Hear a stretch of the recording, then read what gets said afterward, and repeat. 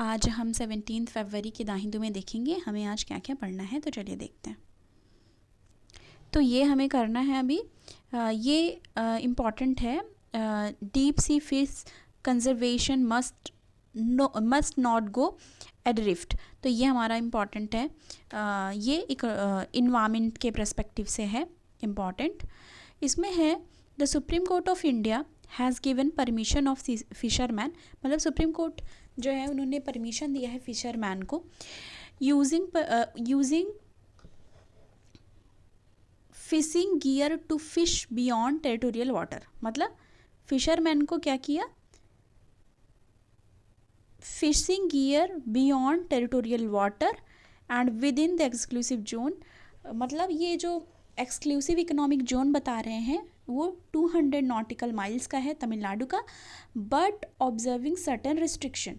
मतलब देखो क्या कह रहे हैं इसमें कि सुप्रीम कोर्ट ने परमिशन दिया है फिशरमैन को, ठीक है, कि वो क्या कर सकते हैं, यूज़ कर सकते हैं जो भी फिशिंग गियर है बियॉन्ड टेरिटोरियल वाटर। मतलब जो टेरिटोरियल वाटर सेट किया गया था कि इतना तक ही कर सकते हैं, उसको उन्होंने क्या किया है, उन्होंने ये कह दिया है कि वो यूज़ कर सकते हैं बियॉन्ड।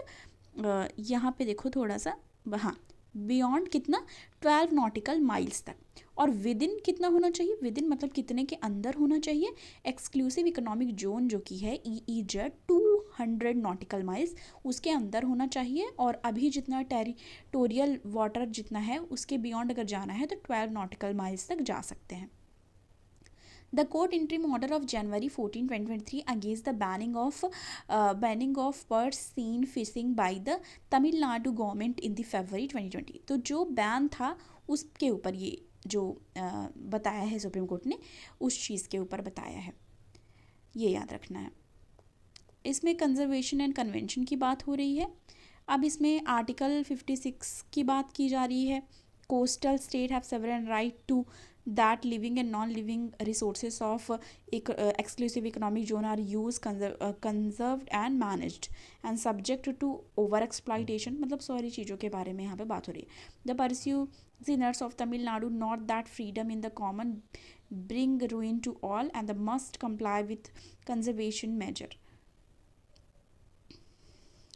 कुल मिला के देखो इसमें बहुत सारी चीज़ें दी गई हैं, पर हमें क्या जानना, हमें जो जानना था वो इतने में ही बताया है। यह है कि जो एक सेट किया गया था टेरिटोरियल वाटर जो था, जो एक एक्सक्लूसिव इकोनॉमिक जोन था जो था, जितना बाउंड्री सेट की गई थी उसके बियॉन्ड जाने की परमिशन मिल गई है। तो ये चीज़ याद रखनी है। नेक्स्ट हम देखेंगे हमें और कौन सा पढ़ना है। फिर हमारा है टेस्ट एंड कॉन्टेक्स्ट में, उस पर हम देखेंगे क्या पढ़ना हमको। उस पर आज हमारा कुछ भी ऐसा नहीं है। ये आया हुआ है परवेज़ मुशर्रफ लीगेसी। तो ये सब जस्ट फॉर द पॉलिटिकल एक बैकग्राउंड के लिए है, एक पॉलिटिकल न्यूज़ है, तो वो हमको करने की ज़रूरत नहीं है। जो हमारे एग्ज़ाम के लिए है इम्पॉर्टेंट, तो वही हमको करना है। नेक्स्ट देखेंगे हम। यहाँ पे देखो एक है Modi opens Adi Mahotsav says world has a lot to learn from tribes. तो आदि महोत्सव जो है वो प्राइम मिनिस्टर नरेंद्र मोदी जी जो हैं हमारे, उन्होंने ओपन किया है, उसके लिए बात की जा रही है। देखो इसमें क्या है, prime minister Narendra Modi Thursday inaugurated TRIFED. मतलब क्या है ये, आदि महोत्सव tribal festival in new Delhi. तो उन्होंने इसका ओपन अप किया इसको। इसमें क्या है, and say that the coming together of diverse tribal culture of the India at such an event was giving new height to unity in diversity. तो ऐसा कहा जा रहा है ये जो बढ़ावा दिया जा रहा है ट्राइबल कल्चर को, एक तरीके से ये क्या है, एक ये न्यू हाइट पे ले जाएगा। जो यूनिटी इन डाइवर्सिटी हमारा हमेशा रहता है गोल, उस चीज़ को अचीव करने में भी ये बहुत ज़्यादा हद तक सहायक होगा। Inaugurating the nearly 2-week long showcase and exhibition of tribal artifact, ठीक है, हैंडीक्राफ्ट, देखो हाथ से बनी चीज़ें जो हैं, हैंडलूम्स हैं, प्रोडक्ट जो हैं, ठीक है। मेजर ध्यानचंद नेशनल स्टेडियम में prime minister Narendra Modi first paid floral tribute at the statue tribal freedom fighter Birsa Munda. तो ये आपको पता होना चाहिए कि बिरसा मुंडा जी कौन थे, एक ट्राइबल फ्रीडम फाइटर थे। तो उनको ट्रिब्यूट दिया उन्होंने, ठीक है। उसके बाद इसका शुभारंभ किया उन्होंने, इसको स्टार्ट किया अलॉन्ग विद द ट्राइबल। वहाँ कौन थे और भी, tribal affair minister Arjun Munda जो थे, Birsa Munda along with tribal affair minister Arjun Munda before taking a walk through the stall set up by 1000 tribal artisans. मतलब 1000 ट्राइबल आर्टिसंस और जो क्राफ्ट पीपल थे उन लोगों ने अपनी सारी चीज़ों को वो वहाँ पे शोकेस करने के लिए थे। जैसे यहाँ पिक्चर में देखो ये है ना, इसी तरीके से स्टॉल लगे हुए थे, सब लोग अपना जो भी उनकी स्पेशलिटी है वो उसको शो कर रहे हैं वहाँ पे। Addressing the event mister Modi said welfare of the Adivasis were personal for him. एक वेलफेयर की बात की गई है कि जो भी आदिवासीज हैं, जो भी ट्राइब्स हैं, उनके वेलफेयर की बात कही गई है। और ये भी कहा गया है कि आदिवासी culture at its own proudly as solution to global problem such as climate change and global warming. तो क्लाइमेट चेंज, ग्लोबल वार्मिंग, ये सारी भी बातें की गई हैं। Into the mainstream में क्या क्या चीज़ें हैं इंपॉर्टेंट उसकी बात की गई है। अब यहाँ पे बात की जा रही है, देखो ये जो हमेशा कहते हैं this is the stream of सबका साथ, सबका विकास एंड सबका विश्वास। एंड अब एक चीज़ और ऐड हो गई है, सबका प्रयास। पहले क्या बोलते थे, सबका साथ, सबका विकास, सबका विश्वास, और यह क्या ऐड हो गया है, सबका प्रयास। ठीक है, this is the sound of Confluence of आदि एंड आधुनिकता। ये भी आप आंसर में लिख सकते हो अपने, किस चीज़ का कॉन्फ्लुएंस दिखा रहा है, आदि एंड आधुनिकता, modernity, on which the soaring edifice of the new India will stand। तो मतलब आप बस इतना ही लिखो, आदि एंड आधुनिकता मतलब क्या दिखा रही है कि जो मॉडर्निटी है उसको किस तरीके से शो किया जा रहा है, उसकी भी बात की जा रही है। नेक्स्ट देखेंगे हम, अब यहाँ पे देखो बात हो रही है, EC raps Congress BJP for campaign on Twitter during polling in Tripura. तो ट्विटर के थ्रू किस तरीके से कैंपेनिंग हुई उसको यहाँ पे उसके बारे में बात की गई है। तो ये हमको नहीं जानना है कि क्या हुआ क्या नहीं, हमको मेन जानना है हमारे एग्ज़ाम से रिलेटेड। ठीक है, तो यहाँ पे ये दिया हुआ है, देखो द नोटिस से that the Twitter violets section 126 tweet violets section 126 1B of representation of people act 1951, जिसमें क्या कहा गया है, RPA एक्ट 1951 जो है सेक्शन 126 का, उसमें कहा गया है कि ये प्रोहिबिट करता है display to the public any election matter by means of cinematograph, television and similar apparatus in the polling area during the period of 48 hours ending with the hour fixed for the conclusion of the poll। तो यहाँ पे ये बताया जा रहा है कि 48 घंटे तक वो नहीं कर सकते हैं किसी भी तरीके से, चाहे सिनेमेटोग्राफ के हो, टेलीविज़न के थ्रू या किसी भी तरीके से वो नहीं पब्लिक में इलेक्शन मैटर या इलेक्शन से रिलेटेड कोई भी चीज़ें डिस्प्ले कर सकते हैं। तो ये एक तरीके का वायलेशन है section 126 1B of representation of people act का। ठीक है, an identical notice to the Tripura BJP said on the, तो मतलब ये किसको दिया गया, क्या दिया गया, वो हमको नहीं याद रखना, हमारे एग्जाम में वो नहीं पूछेगा, बस ये याद रखना है कि section 126 1B of representation of people act prohibit करता है डिस्प्ले करने के लिए किसी भी तरीके से कुछ भी पब्लिक में, कोई भी इलेक्शन मैटर है इससे रिलेटेड, चाहे सिनेमेटोग्राफ के थ्रू, टेलीविज़न के थ्रू। ठीक है, polling area during the period of 48 hours ending with the hour fixed for the conclusion of the poll. मतलब कंक्लूजन जब तक नहीं आ जाता, रिजल्ट जब तक, मतलब कंक्लूजन एक जो बनाया जाता है, फिक्स किया जाता है कंक्लूजन के लिए, तब तक वो चीज़ें वो नहीं कर सकते हैं, ये याद रखना है। फिर यहाँ पे बात हो रही है any panel other than any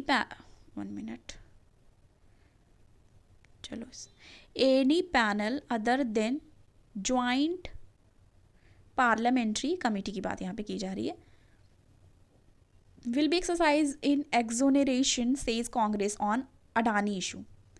तो ये भी याद रखना है। Opposing the setting up a committee to examine the regulatory mechanism post the Hindenburg Adani allegation. तो ये सब हमें नहीं याद रखना है कि अडानी का केस क्या है क्या नहीं, हमें याद रखना है क्या, किसके बारे में हम बात कर रहे हैं, ज्वाइंट पार्लियामेंट्री कमेटी के बारे में। Joint parliamentary committee JPC would be an exercise in legitimisation and exoneration. तो इसमें किस बारे में बात हो रही है ये हम देखेंगे।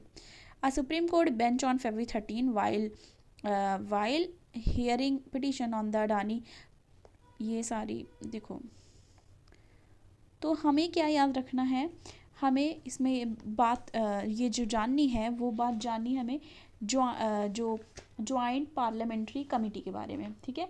तो ये किस तरीके से सेटअप होता है, ये एग्जामिन क्या करता है, जो भी बिल होते हैं जो प्रेजेंट होते हैं पार्लियामेंट के मतलब पार्लियामेंट में जो प्रेजेंट होते हैं इस पर, ठीक है। और ये एक बात और याद रखनी है आपको, जो ज्वाइंट पार्लियामेंट्री कमेटी होती है वो एक एडहॉक बॉडी है। क्या है? एडहॉक बॉडी है। ये याद रखनी है कि ये एडहॉक बॉडी है, और इससे रिलेटेड बहुत सारे फंक्शंस भी हैं, चीज़ें भी हैं, ये सब भी हमको यहाँ याद रखना है, ठीक है। तो ये हमको ध्यान में रखना है। नेक्स्ट देखेंगे,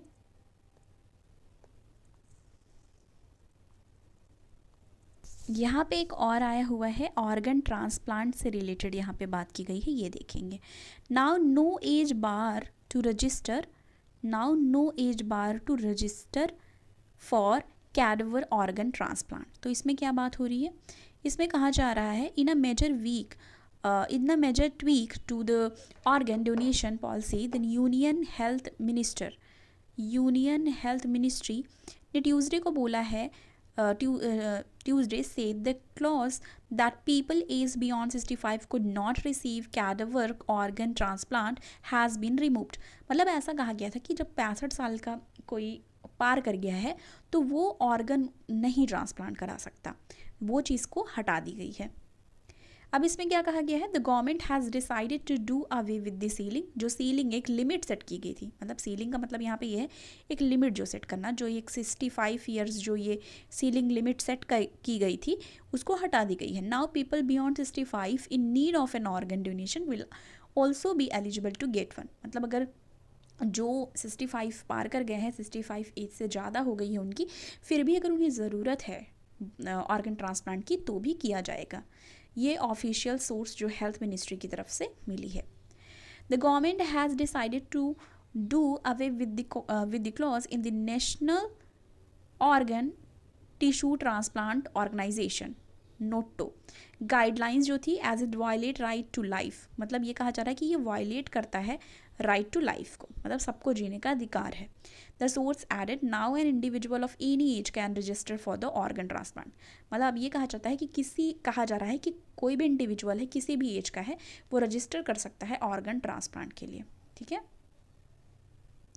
अब देखो पहले ऐसा यहाँ पे ऐसा क्यों कहा जा, अब पहले एक चीज़ और था, ऑल्सो अर्लियर क्या बोला गया था, organ recipient could registered for a prospective transplant only in domicile state. मतलब डोमिसाइल स्टेट में ही वो ऐसी चीज़ें, मतलब जो ट्रांसप्लांट है और जो भी चीज़ें वो वहाँ पे ही करा सकता है, ऐसा था।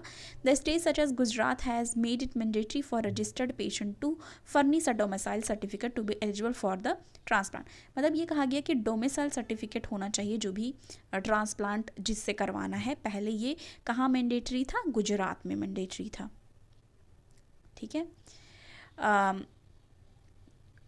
हाँ, last November the Gujarat high court question the discriminatory policy of the state government. अब वहाँ पे उन्होंने भी ये चीज़ें वो कर दी हैं कि नहीं, अब चीज़ें हो सकती हैं। तो ये सारी चीज़ें हैं। No registration fees apart from the certain state such as Kerala and Maharashtra.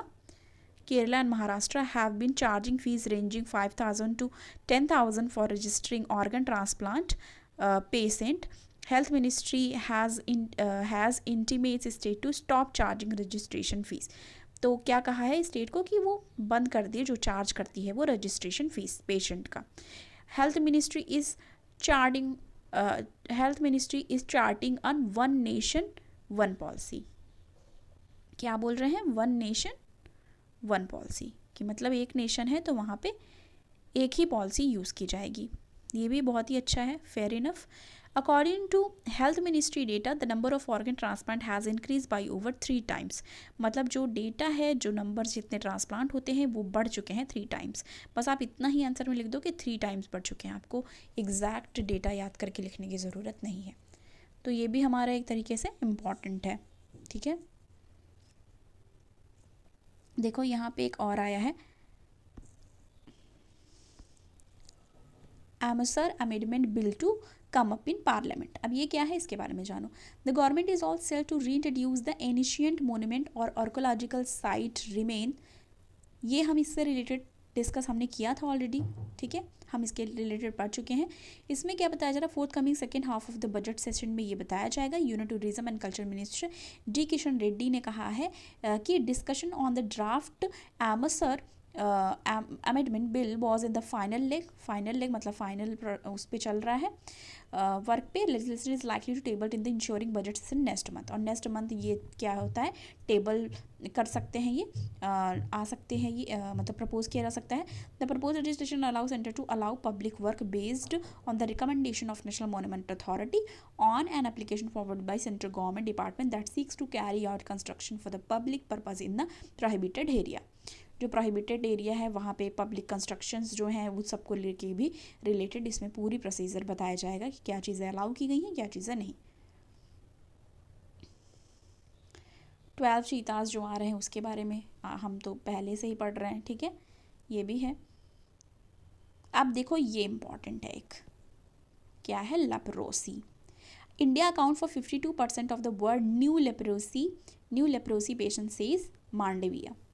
With renounced focus on the tackling leprosy, the Union Health Minister has revised a strategic roadmap for achieving zero case achieve करने की बात की जा रही है, कब तक, 2030 तक। Despite India being declared leprosy eliminated की बात यहाँ कब हो गई थी, 2005 में।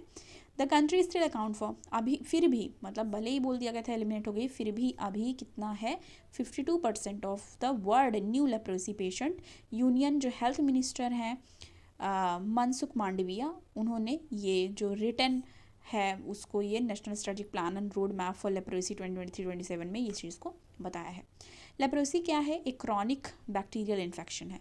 देखो आप हमारे PYQs जो होते हैं, प्रीवियस ईयर क्वेश्चंस होते हैं, तो आप उसमें देखते होंगे कि इस तरह का आता है, कोई भी डिजीज़ होगी वो ऑप्शंस होंगे, बैक्टीरियल है, वायरस से है, फंगल डिजीज़ है, क्या है। तो ये याद रखो, लेप्रोसी क्या है, ये एक बैक्टीरियल डिजीज़ है, ये याद रखो, ओके। तो ये एक बैक्टीरियल डिजीज़ है। ये क्या क्या इफ़ेक्ट करती है, ये स्किन को इफ़ेक्ट करती है, नर्व को, लंग्स को और आइज़ को, ठीक है। Health officials have not noted that earlier gains made in the leprosy programs were reversed during COVID as sudden decline in the case। तो मतलब ये सारी चीज़ें बताई गई हैं, क्या क्या चीज़ें हैं। Leprosy sub national level still unfinished, there is a few state and UTs will have yet to achieve elimination. कुछ स्टेट और यूटीज़ हैं जो अभी भी उनको अचीव करना बाकी है, एलिमिनेशन वहाँ पे है। अब यहाँ पे देखो, Arunachal Pradesh, waste Bengal, Bihar, Jharkhand, Orissa, Chhattisgarh, Maharashtra, Uttar Pradesh, Delhi, Madhya Pradesh, Gujarat, Dadra Nagar Haveli, Daman and Diu, either one or more district which are yet to achieve leprosy elimination target contribute more than 90% of cases in the country। तो ये भी एक बहुत बड़ा जो क्या कहते हैं उसको रीज़न बना हुआ है, ठीक है। तो ये भी एक चीज़ ध्यान देने की ज़रूरत है। तो ये सारी चीज़ें हैं जो हमको ध्यान देनी थी। यहाँ पे एक रिवर्स चार्जिंग की बात की गई। Government likely to place reverse charging of GST on scrap before GST council, ठीक है। तो इसमें बात हो रही है, central will consider any place industry demand to save GST purchase of scrap metal, मतलब इसमें चीज़ें बताई गई हैं, ये भी हमको ध्यान देनी है। तो मोस्टली आई थिंक हमने डिस्कस कर लिया है जो जो चीज़ें हमें पढ़नी थी। बाकी जो छूटेगी वो हम शॉर्ट नोट में डिस्कस कर लेंगे, okay. Thank you so much, मिलती हूँ नेक्स्ट वीडियो के साथ।